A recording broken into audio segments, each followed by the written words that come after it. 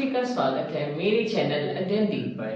आज मैं आप सभी के समक्ष एक नया विषय लेकर प्रस्तुत हुआ हूँ जो कि है विराम चिन्ह। यह एक बहुत ही महत्वपूर्ण विषय है क्योंकि यह हर एक वाक्य में प्रयोग होता है। अगर हम किसी भी वाक्य को सटीक तौर पर किसी को समझाना या कहना चाहते हैं तो हमें विराम चिन्हों की आवश्यकता होती है। कि जैसे मैं अभी बोल रहा हूं तो मैं बीच बीच में रुक रहा हूं, कहीं स्पीड बोल रहा हूं, कहीं स्लो बोल रहा हूं, तो मैं इसमें भी अलग अलग प्रकार के विराम चिन्हों का प्रयोग कर रहा हूं। जैसे मैंने अपना बात खत्म किया तो वहां पे मैं कुछ देर के लिए रुका। साथ ही जैसे मैं उदाहरण दूंगा तो थोड़ा सा कम देर के लिए गैप लूंगा। तो ये भी एक बोलने का तरीका या फिर लिखने के तरीके में इसको विराम चिन्हों का प्रयोग कहा जा सकता है। अगर हम लिख रहे हैं तो इसमें हम कहेंगे कि यह विराम चिन्हों का प्रयोग किया जाएगा यहाँ। तो जैसे कि हम देख सकते हैं कि विराम चिन्ह की परिभाषा क्या हो सकती है, तो कुछ इस प्रकार होगी। किसी भी वाक्य में रुकने या ठहरने के लिए जिन चिन्हों का प्रयोग किया जाता है उन्हें विराम चिन्ह कहते हैं। जैसे कि हम किसी भी बात को एक व्यक्ति से दूसरे व्यक्ति को वो बात समझाते हैं तो ऐसा हम नहीं करते कि कंटिन्यू उसके साथ बोलते जाते हैं, कहीं भी रुकते नहीं हैं। अपनी बात को अच्छे तरीके से समझाने के लिए हम बीच बीच में रुकते हैं और उस व्यक्ति को अच्छे से समझ में आए। साथ ही अपने भावनाओं को भी व्यक्त करने के लिए कभी कभी इन चिन्हों का प्रयोग किया जाता है। जैसे कि धीरे धीरे रुककर बात करना या फिर छोटे छोटे शब्दों के बाद, छोटे छोटे वाक्यों के बाद पूर्ण विराम का प्रयोग करना या फिर अर्ध विराम का या अल्प विराम का प्रयोग किया जा सकता है। मुख्य रूप से कहा जा सकता है कि जो विराम चिन्ह है इनकी संख्या प्रमुख रूप से 12 मानी गई है, जो कि कुछ इस प्रकार है। पूर्ण विराम, अल्प विराम। आप देखिए कि जो कोई भी वाक्य लिखने के बाद जो खड़ी पाई का प्रयोग किया जाता है उसे पूर्ण विराम कहा जाएगा। अल्प विराम, प्रश्नवाचक, अर्धविराम, योजक चिन्ह, निर्देशक चिन्ह, विवरण चिन्ह, विस्मयादिबोधक चिन्ह, कोष्ठक चिन्ह, हंसपद और उद्धरण चिन्ह, लाघव चिन्ह। तो अब इसके बारे में हम एक एक करके विस्तार से अब पढ़ेंगे कि ये होते क्या हैं, इनके उदाहरण क्या होते हैं या किस प्रकार से ये कार्य करते हैं। जैसे कि अगर मैं आपको एक उदाहरण दूं तो वह इस प्रकार हो सकता है। मैं आपके समक्ष 2 वाक्यों को लिखने जा रहा हूं जो परस्पर एक ही होंगी।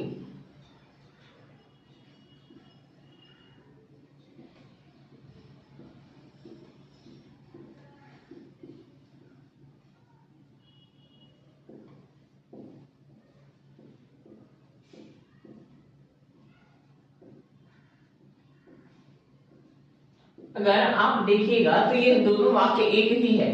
सुनो मत जाओ, सुनो मत जाओ, एक ही है। अब मैं विराम चिन्हों का प्रयोग करके इसमें कुछ अंतर आपको दिखा सकता हूं कि ये दोनों के जो अर्थ है वह पूरी तरीके से बदल गए हैं। जैसे एक यहां मैं और एक यहां अल्प विराम का प्रयोग कर रहा हूं। अब इसको पढ़ेंगे तो कुछ इस प्रकार होगा। सुनो मत जाओ, सुनो मत जाओ। यहां अंतर इस प्रकार हो गया कि पहले वाक्य में कहा जा रहा है कि सुनने के लिए कहा जा रहा है कि तुम सुनो और तुमको जाने की आवश्यकता नहीं है, और दूसरे वाक्य में कहा रहा है कि तुम सुनो नहीं, तुम जाओ यहां से। तो आप देख सकते हैं कि अल्प विराम का प्रयोग करते ही हमारे दोनों वाक्य थे, दोनों एक समान थे, दोनों में कितना ज्यादा अंतर आ गया है। तो कुछ इसी प्रकार हम देख सकते हैं कि विराम चिन्ह हमारे लेखन के लिए कितना ज्यादा आवश्यक है। अब इसके बाद हम एक एक करके देखेंगे कि इनकी क्या विशेषताएं हो सकती है, ये कौन कौन से होते हैं, हर एक के बारे में गहन अध्ययन करें। पूर्ण विराम जो कि हम अधिकतर समय लिखते वाक्य के अंत में प्रयोग करते हैं। जैसे कोई भी वाक्य कहा गया, कोई भी सिंपल वाक्य जिसमें ना कि प्रश्न पूछा गया है ना ही कुछ और कहा गया है, कुछ भी नहीं है, जस्ट एक सिंपल सा वाक्य, साधारण वाक्य, राम आम खाता है, जो है जब वाक्य खत्म हुआ उस समय हम पूर्ण विराम का प्रयोग करेंगे। क्या कहा गया है कि वाक्य की समाप्ति पर विराम लगाया जाता है, वह पूर्ण विराम होता है। जैसे एक उदाहरण के रूप में देख सकते हैं कि पंजाब में लोहड़ी मनाई जाती है। यह एक सिंपल सा वाक्य है, ना ही इसमें प्रश्न पूछा गया है, ना ही किसी आश्चर्य का बात है, ना ही और कुछ है। सिंपल सा एक वाक्य है, पंजाब में लोहड़ी मनाई जाती है। और खड़ी पाई, इसको अधिकतर शब्दों में हिंदी में खड़ी पाई भी कहा जाता है, लेकिन इसको पूर्ण विराम कहा जाता है। दूसरा उदाहरण, मेहमान आज ही चले जाएंगे, और खड़ी पाई या फिर पूर्ण विराम। अगला है अल्प विराम।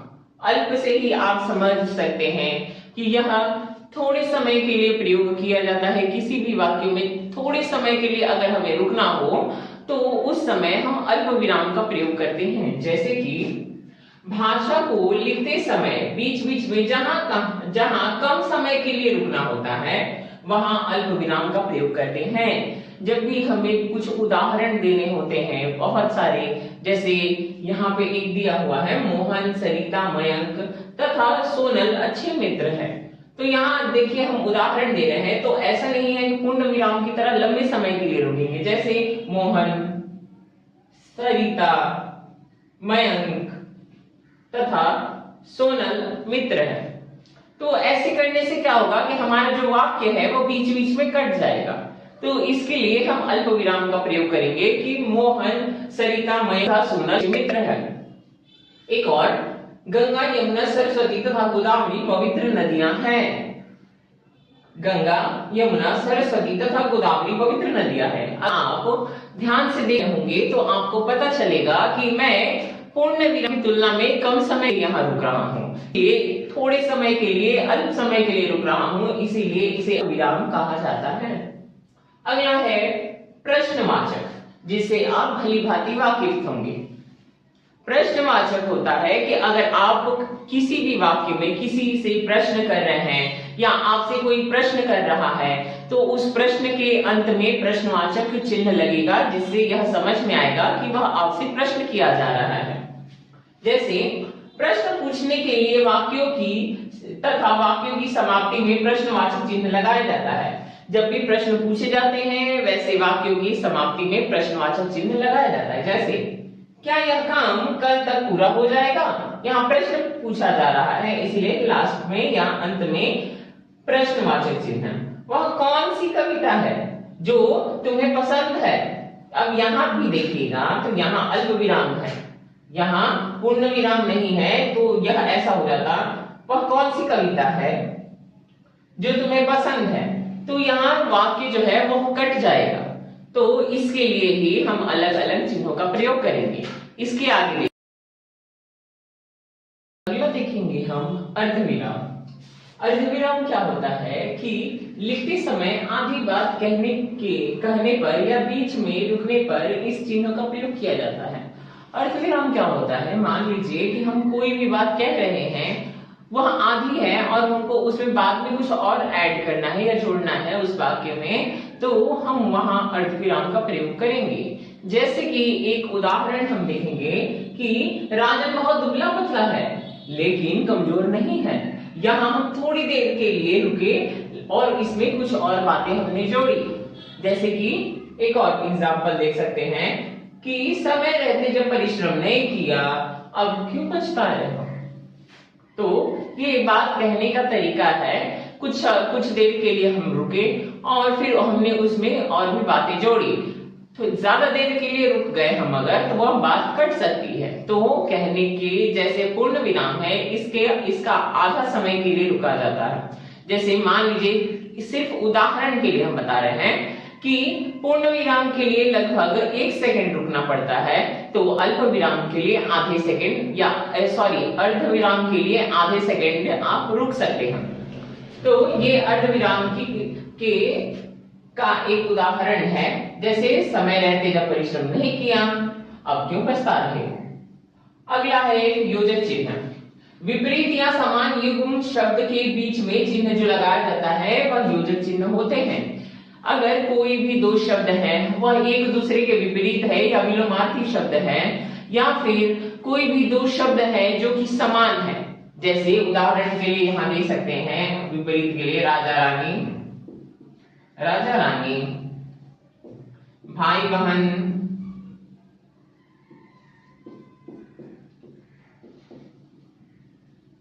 भाई बहन, या फिर इधर दिन दिन दे सकते हैं। एक उदाहरण यहां देखेंगे कि माता पिता भगवान के समान है। माता पिता ये एक दूसरे के विलोमार्थी है या विपरीत शब्द है। ये किसके समान है? भगवान के समान है। तो ये देखिए यहाँ पे एक योजक चिन्ह लगा हुआ है। अगला, तुम्हें बार बार मना किया गया था। बार बार जो शब्द है वो समान है, दो शब्द एक दूसरे को दोहरा रहे हैं, उनके बीच में योजक चिन्ह लगा हुआ है। ये हो गया। अगला है निर्देशक चिन्ह। निर्देशक चिन्ह किसी के द्वारा कही गई बातों को निर्देश करने के लिए उस चिन्ह का प्रयोग किया जाता है। जैसे मैं ही कक्षा में पढ़ाता हूं तो मैं कहता हूं कि अगले दिन सभी होमवर्क करके आएंगे, तो बच्चे घर पे जाएंगे तो क्या कहेंगे कि सर ने कहा था कि अगले दिन होमवर्क सब कोई करके आएगा। तो यह मेरी बातों को निर्देश दिया जा रहा है, निर्देश दिया जा रहा है, इसीलिए यहाँ निर्देशक चिन्ह लगा हुआ है। ये है निर्देशक चिन्ह। अगला, अध्यापक ने कहा अब सब कल काम करके आएंगे।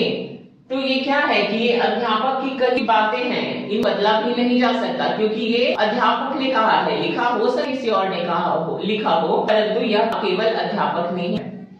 गांधी जी ने कहा कला मरो, यह बात केवल गांधी जी ने कही थी, तो यह गांधी जी को निर्देश करते हुए कहा जाता है। यह लिखा कोई भी जा सकता है, लिख कोई भी है, परंतु यह बात केवल गांधी जी ने कही थी, इसलिए यहाँ पे निर्देशक चिन्ह होगा, क्योंकि लिखित तौर पर ही सही, परंतु यह निर्देश किया जा रहा है कि यह बात गांधी जी ने कही है। इसके बाद हम अगला देखेंगे।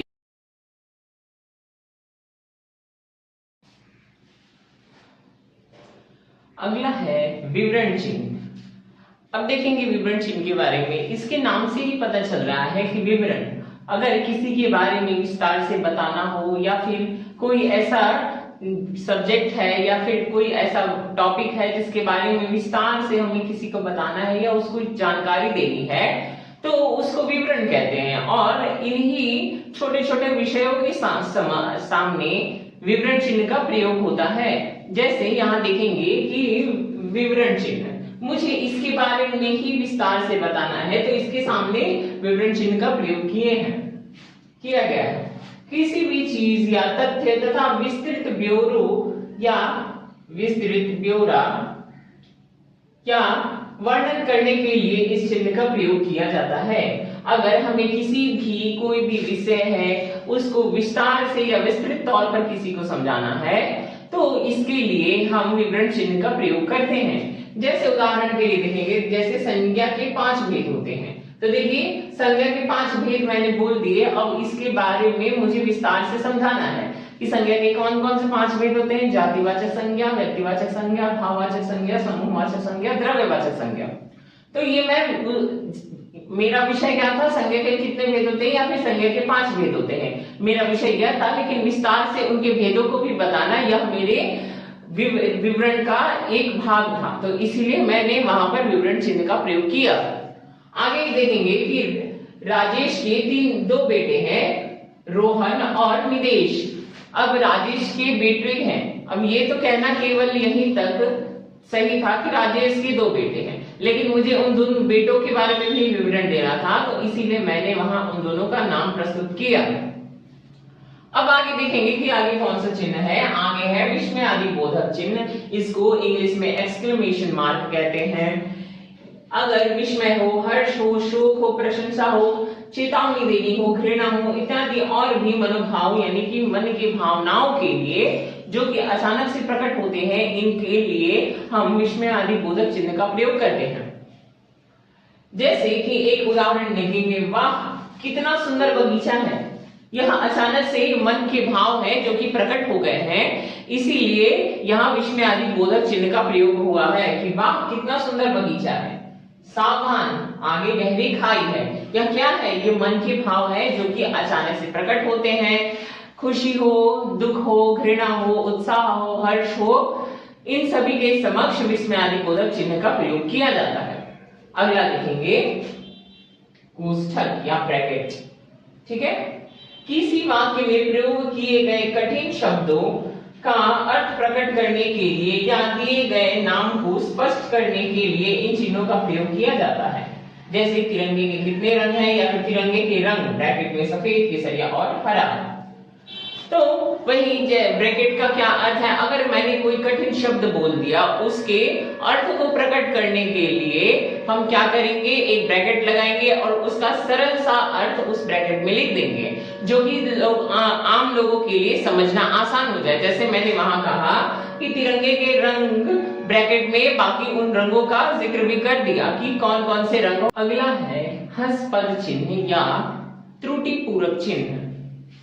त्रुटिपूरक चिन्ह लिखने में यदि कुछ छूट जाए तो उसे बीच में लिखने के लिए इस चिन्हों का प्रयोग किया जाता है। जैसे कि कभी कभी होता है कि जब हमारे स्कूल में शिक्षक हमें कुछ मौखिक तौर पर लिखा रहे होते हैं तो तेज बोलने के कारण कभी कभी बीच में शब्द छूट जाते हैं। उस समय हम अपने मित्रों से देखने के बाद वहां पे छोटा सा एरो का निशान देकर ऊपर में छोटे छोटे शब्दों में लिख देते हैं कि वह शब्द वहीं पर था, जिससे क्या होता है कि हमारा जो वाक्य होता है वह पूर्ण हो जाता है। इसी तरह से यह चिन्ह है कि अगर लिखते समय बीच में कहीं छूट जाता है तो उन शब्दों को बीच में हल्का सा छोटा निशान देकर, एरो का निशान देकर वहां लिखा जा सकता है। जैसे महिमा ने अपना गृह कार्य कर लिया, यहाँ पूरा छूट गया था, इसीलिए हमने छोटा सा यहाँ यह निशान देकर यह पूरा किया कि महिमा ने अपना गृह कार्य पूरा कर लिया है। इसी तरह दूसरा है कि केदारनाथ मंदिर के अब खुल चुके हैं। क्या खुल चुके हैं, तो यह छूट गया था, इसीलिए हमने यहाँ एरो देकर द्वार कर दिया है। तो केदारनाथ मंदिर के द्वार अब खुल चुके हैं। इसी प्रकार यह क्या होता है कि यहाँ यह त्रुटि को पूरा करता है, इसीलिए इसे त्रुटिपूर्वक चिन्ह कहते हैं। कि हमें लिखते समय बीच बीच में अगर किसी प्रकार की त्रुटियां होती है तो उसको पूरा करता है तथा हमारे वाक्य को पूर्ण करने में मदद करता है, इसीलिए इसे त्रुटिपूरक चिन्ह कहते हैं। अगला क्या है, उद्धरण चिन्ह। इसको इंग्लिश में इन्वर्टेड कॉमा, सिंगल या डबल कहा जा सकता है। यह उद्धरण चिन्ह है अगर हमें किसी की बातों को, किसी व्यक्ति के बातों को हूबहू किसी के समक्ष प्रस्तुत करना है तो इसके लिए हम उद्धरण चिन्ह का प्रयोग करते हैं। उद्धरण चिन्ह में भी दो होते हैं, एक सिंगल वाले और एक डबल वाले। सिंगल वालों का काम क्या होता है, अगर किसी व्यक्ति का नाम है, किसी का उपनाम है, या फिर किसी का पता है, या फिर कोई महत्वपूर्ण बात है, कोई कवि का नाम है या रचना है, तो उसके लिए सिंगल वाले का प्रयोग करते हैं। अगर किसी व्यक्ति ने कोई बात कहा है या फिर किसी ने कोई मत दिया है, कोई सिद्धांत दिया है, उसको पूरा करने के लिए या उसको हूबहू लिखने के लिए हम डबल वाले का चिन्ह का प्रयोग करते हैं। जैसे कि यहाँ आप देख सकते हैं रामधारी सिंह दिनकर, यहाँ उनका उपनाम है, इसलिए हमने सिंगल वाले का प्रयोग किया है, एक कवि हैं। अगला सुभाष चंद्र बोस ने कहा, यह उनकी बातों को कहा जा रहा है, यहाँ इनकी बातों को कहा जा रहा है कि क्या, कि तुम मुझे खून दो मैं तुम्हें आजादी दूंगा। तो ये उनकी हूबहू कही हुई बातें हैं, इसीलिए हमने यहाँ उद्धरण चिन्ह का प्रयोग किया है। अगला है लाघव चिन्ह। कभी कभी क्या होता है कि किसी व्यक्ति का नाम या फिर किसी का सरनेम या फिर किसी के प्रारंभ में जो नाम लेते हैं पंडित या फिर कुछ शब्द होते जैसे डॉक्टर, तो ये हर एक व्यक्ति के नाम के समक्ष नहीं लगे होते। कुछ व्यक्ति होते हैं, प्रमुख व्यक्ति, जिनके नाम के समक्ष लगे होते हैं, परंतु वह शब्दों को बार बार लिखने के कारण वह हमें लिखने में, अगर उनके बारे में कोई हम पैराग्राफ लिख रहे हैं, कोई अनुच्छेद निबंध लिख रहे हैं, तो डॉक्टर हर बार लिखते समय हमें बहुत अधिक समय का प्रयोग करना पड़ता है, समय बहुत ज्यादा लगता है, इसलिए हम लाघव चिन्हों का प्रयोग करते हैं कि वह शब्द लिखने में छोटा हो जाए। जैसे डॉक्टर को हम केवल ऐसे लिख सकते हैं जिससे कोई भी व्यक्ति या देखकर समझ सकता है कि यह डॉक्टर है। किसी भी शब्द को संक्षिप्त में लिखने के लिए इस चिन्ह का प्रयोग करते हैं। जैसे पंडित को ऐसे लिखा जा सकता है, पूर्व दिशा को पूर्व ऐसे लिखा जा सकता है, डॉक्टर को इस प्रकार लिखा जा सकता है। तो यह कुल मिलाकर हमारे 12 विराम चिन्ह हो गए हैं, जो कि इस प्रकार है। अब अगले वीडियो में कुछ हम इससे संबंधित अभ्यासों का प्रयास करेंगे, जिससे यह समझना और भी आसान हो जाएगा। और समझ लिया गया है तो इससे और भी अच्छे तरीके से हम